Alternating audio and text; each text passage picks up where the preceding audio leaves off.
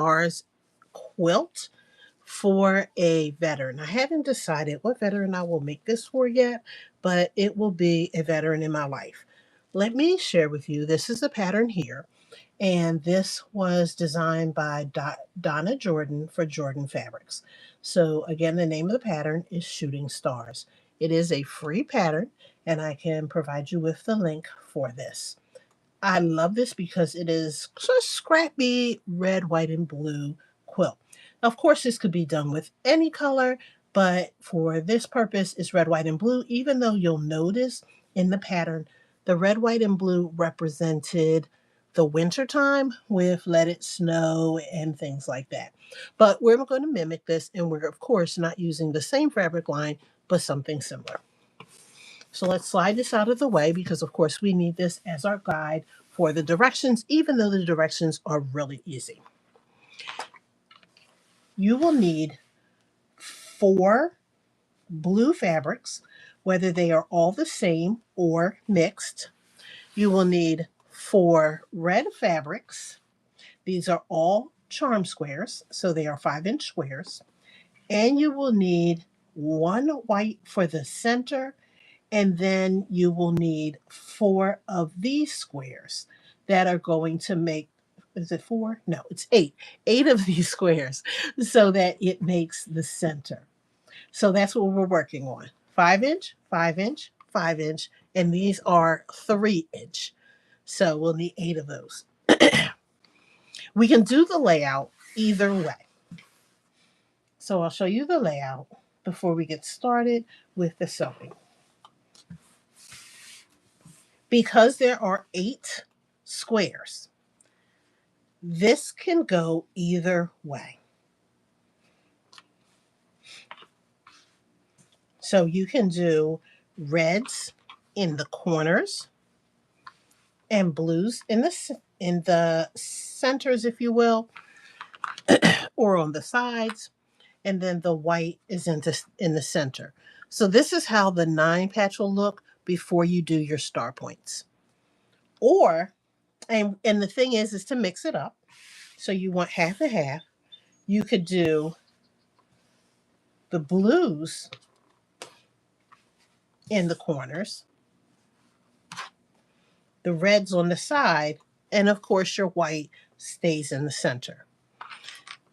Your small white squares are going to be your points regardless. So it doesn't matter whether it's the blue or it doesn't matter whether it's the red.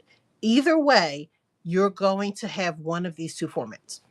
I made already a block that has the reds in the corners.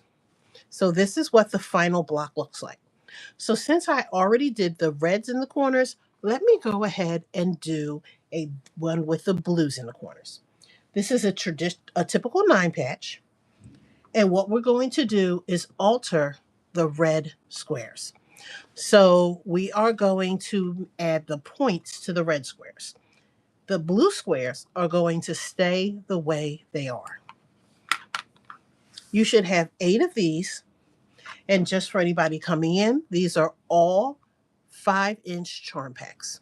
So everything, or charm packs, charm squares. So everything here is 5 inches. These are 3. And the great thing about this is that if you choose to make this any size, let's say we want to make, hey, how are you doing? Hey, Shay Shay, how are you doing, girl? So if we are making anything that is a different size, let's say we want a bigger block, whatever the block is, you want to make sure that you are an inch over for the points so that they overlap.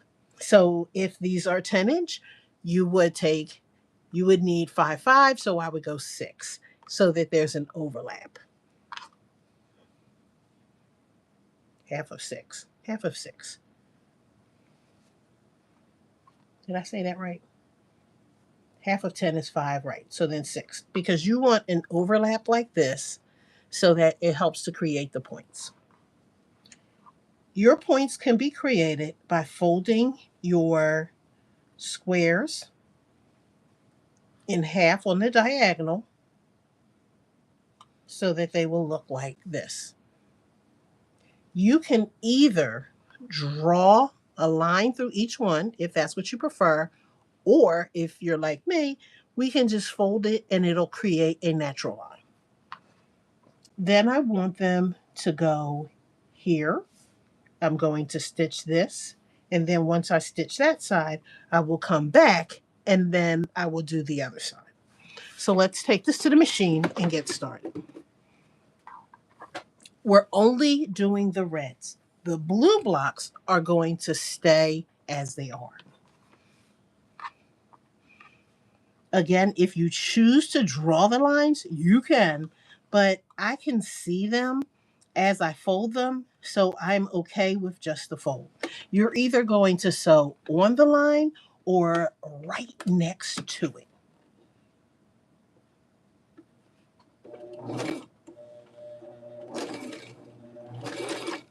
Okay, somebody needs to move their water off of the machine. We'll chain stitch this just because it's easier. Everything will be going in the same direction. Again, I can just fold these in half on the diagonal, do a little finger press to create that crease, and then place this on my red block, right sides together, and then stitch.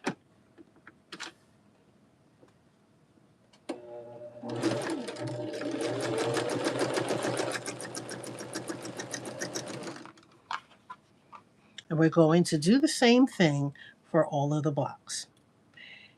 This is the same process for every block that we are going to make for the quilt. So for the purpose of today, all I'm going to do is one block because we don't need to see me do all of the blocks over and over and over again just to finish it. You need to see one. I'll come back and do a part 2 for the sashing and we will finish the quilt. This is something that you can chain piece and really knock it out in a day. This is not something that should take weeks upon weeks, and this is a really easy method for beginner quilters. If you have a laser of some sort on your machine, or if you have guides on your machine, the guides, I mean like the tape that you can use for a 1/4 inch, you really could use that instead of folding it if that's what you choose as well. There are a lot of different ways to do this, and you of course can pick any one of those ways. Just using my rotary cutter because it's too much like right for me to look for my scissors. And then I want the excess from this cut off. I'm just going to go about a 1/4 inch from the edge right along that line, that stitch line, so that I have about a 1/4 inch left. I'm going to do the same thing for all 4. If, depending on how big this is, if you choose, you could have done a second stitch and made this a half square triangle. Yeah, I don't need half square triangles that small, and I really don't feel like driving myself crazy with that. So they will go into my scrap pile, and I will use them as I stuff pillows and other objects that would require me to use scraps for. Okay, so all of these are cut. We'll make sure that that iron just kind of gets some nice heat because I did press something earlier. You can either press this to the light side, which means if you press it to the light side, you will see the fabric through it, or you can press it to the dark side, to the red, and that means you won't see the fabric through that side. I'm going to press these to the light side because it's going to be easier when I do the second one. But again, that's totally up to you. And I just want to press them so they look like that.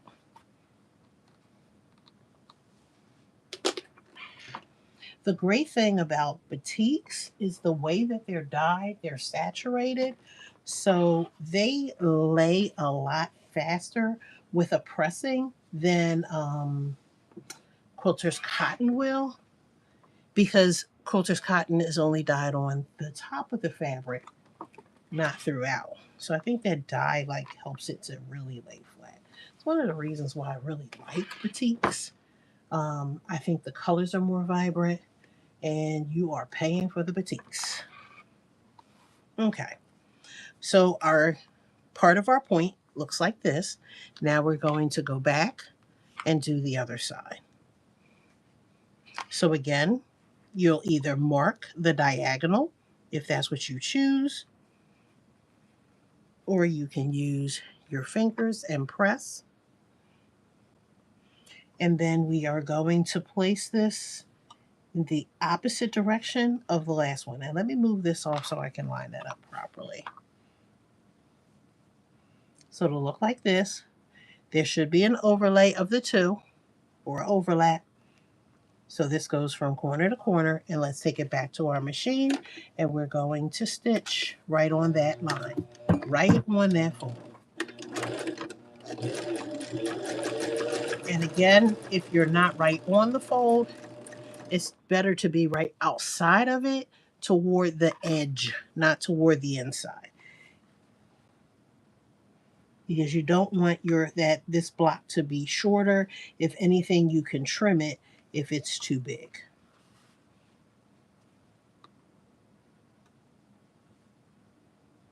We're going right on the other side.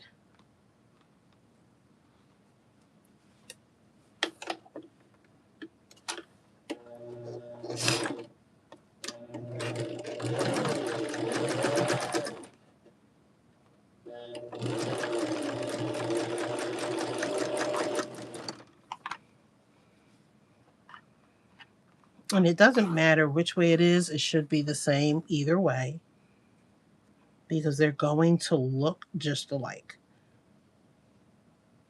This is the same way like that we would do flying geese, but the difference between this and the flying geese is that this flying geese stops here, and we wouldn't have all this excess here. This just helps us to extend the fabric, make the block bigger, and then you really don't have to trim this up the way you do the flying geese. And that's what helps this to be a little bit more beginner friendly than the flying geese method. It also makes it a lot faster because you don't have to trim all these blocks up. Well, there might be some trimming, let me not say that, but there won't be as much.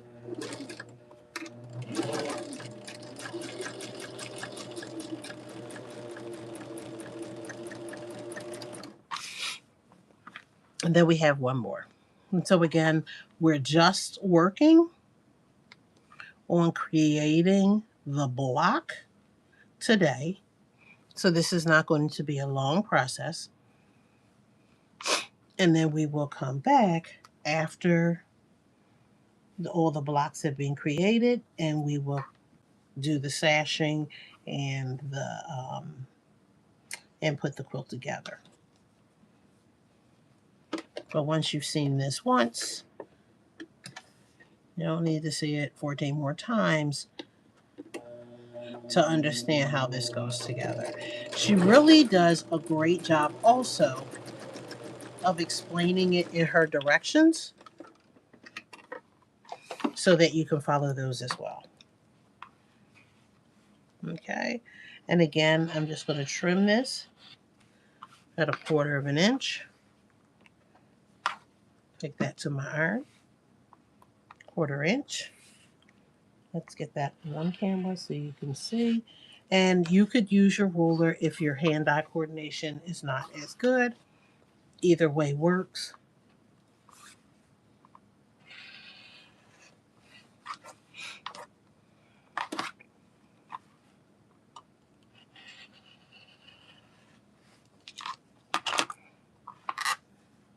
Okay, and then we'll take this to the iron and we'll press it.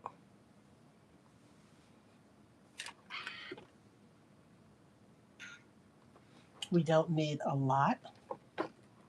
And then what we'll do is we'll just set it so you can see how that star forms.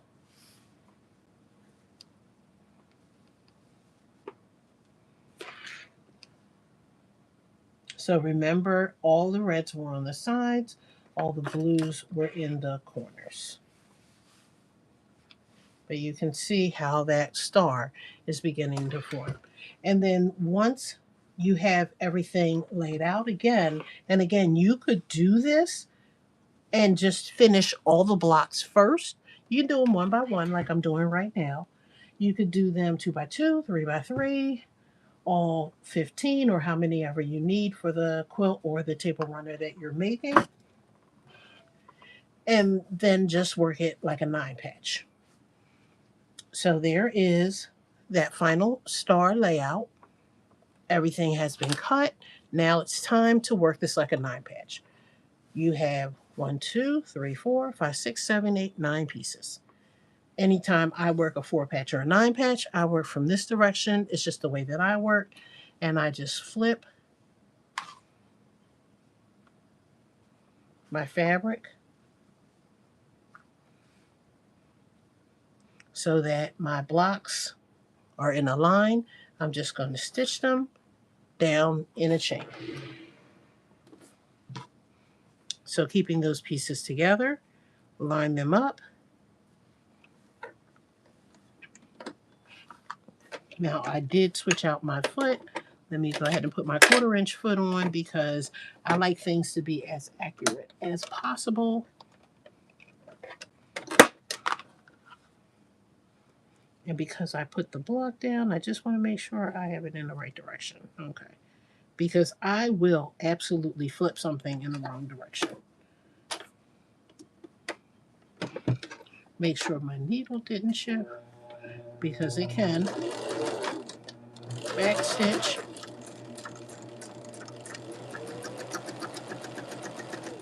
And that's one. Then we'll do the second one.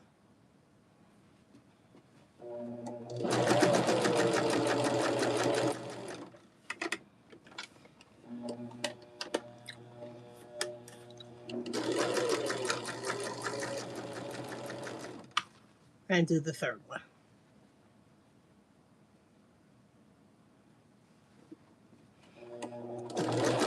So again, this pattern is Shooting Stars by Donna Jordan for Jordan Fabric. It is a free pattern.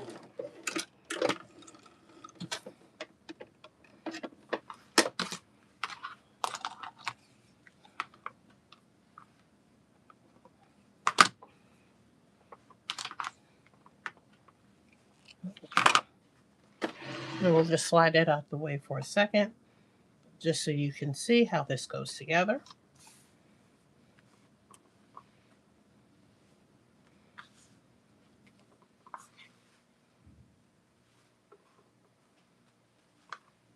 Like that. Okay. Now this side is going to get flipped onto that. And we're going to do the stitch on that side. This way all the rows will be together. We will press them and then we will sew the rows together to finish the block. And again, minus my talking, taking time to explain something, this is not a quilt block that takes a long time to put together. So a good afternoon sew, you could absolutely finish all 9 blocks in one day. Absolutely. And to be quite honest with you, depending on how you do the sashing, I'm thinking I might do something different, but I'm going to wait until I get the fabric to see which way I'm going to go. So once I get that today, I'll make a decision if I want to change the sashing. But the reality is I could finish this whole thing in one day. It'll take a few hours, but it's not a hard sew. And it's a great patriotic quilt. So if you're celebrating the 4th of July, if you are, you know, getting something together as I am for a veteran, if you are just in love with red, white, and blue for whatever reason, it'll come together quickly for you. Let's turn this around the right way. Okay. I do like to check the layout as I go. Sometimes I don't do it like I should, but when I check it, if there are mistakes, I catch them. So this looks fine. We're going to take this to our iron. You're going to make a decision. Press it open, press it to one side. That's your choice. I am going to press these to one side, to the dark side. You could press them in one direction, press something in the other direction. Like, you pick the method that works best for you when it comes to nesting your fabric.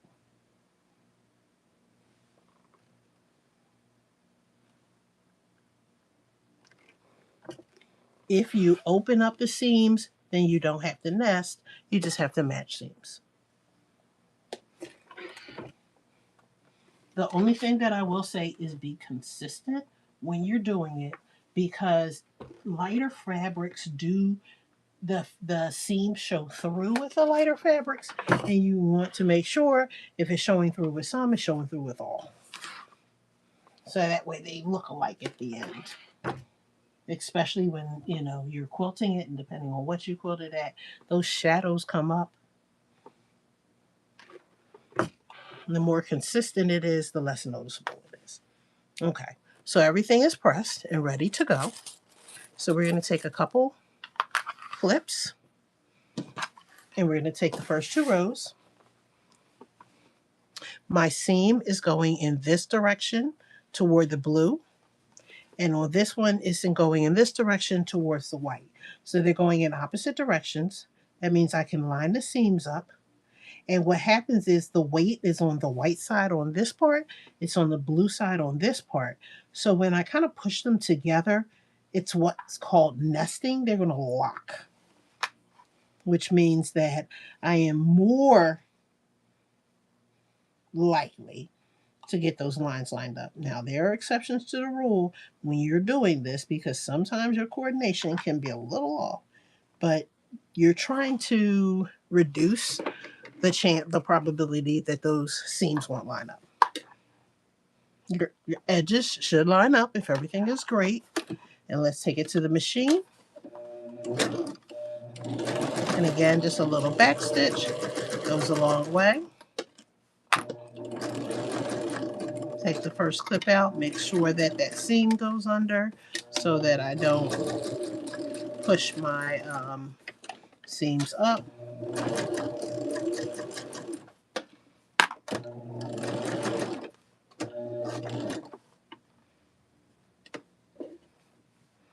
Line everything up.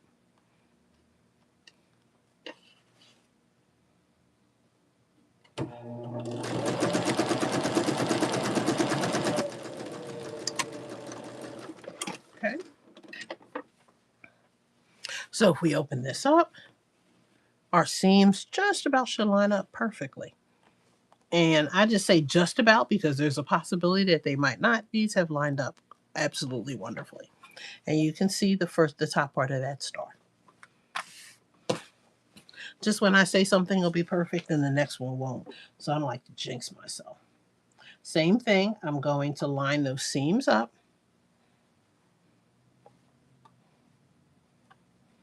And then just use my fingers to nudge them a little bit so that they line up even better. They nest. And then do the same thing to the other side.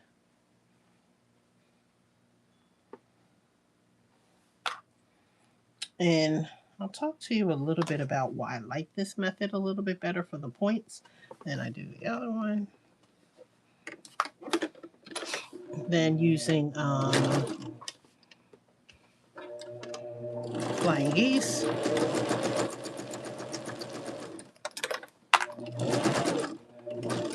What I love about this block, I should say. And you can go back to some of my other videos to see the flying geese, to kind of see the commentary that I talk about when I talk about what needs to be done for flying geese. Whoops. Okay. And there we go. So when you do flying geese, this point is usually right next to the seam. With this one, the point isn't right next to the seam, so the point will point here. These points out here are usually about a quarter inch from the edge. Here you have plenty of room. So you will always be guaranteed great points. That's why I like this block a little bit better than I do when we're making the flying geese, because I'm guaranteed to get points. And cutting off the points is not the end of the world when you are making blocks that have stars, but it just really, a crisp pointy point really adds to, the finished results of your quilt. So for as much as I possibly can help it, I want to see those points. I want to see them.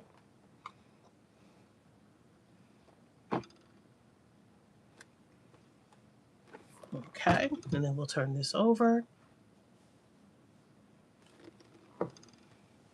Sometimes I will use starch with the blocks. I've used the starch to press them out. So there is some memory with steam that there was starch there, which is helping.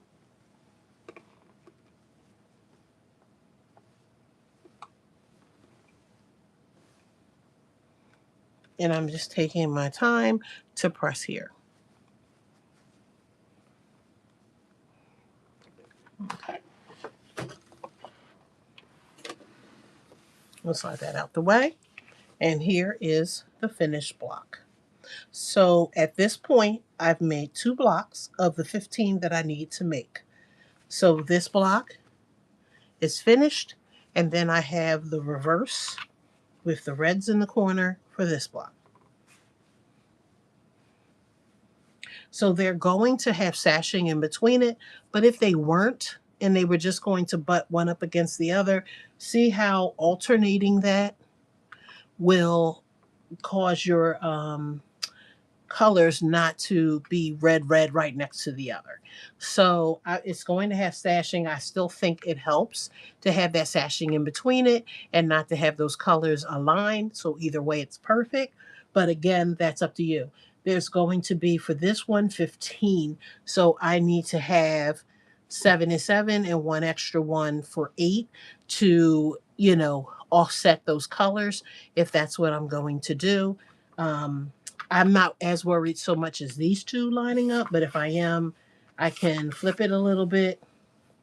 And I have some others to choose from so that I don't have necessarily 2 prints next to each other, but they're blues or they're reds and it won't matter that much. So I have 13 more of these to go. Again, I will be making these offline.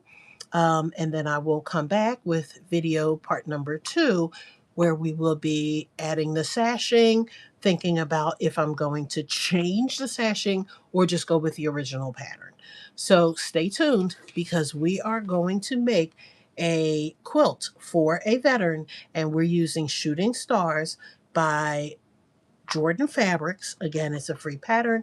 I will add the link, so come back to that in my descriptions, so that if you want to get the video, if you want to get the pattern, you can get the pattern as well.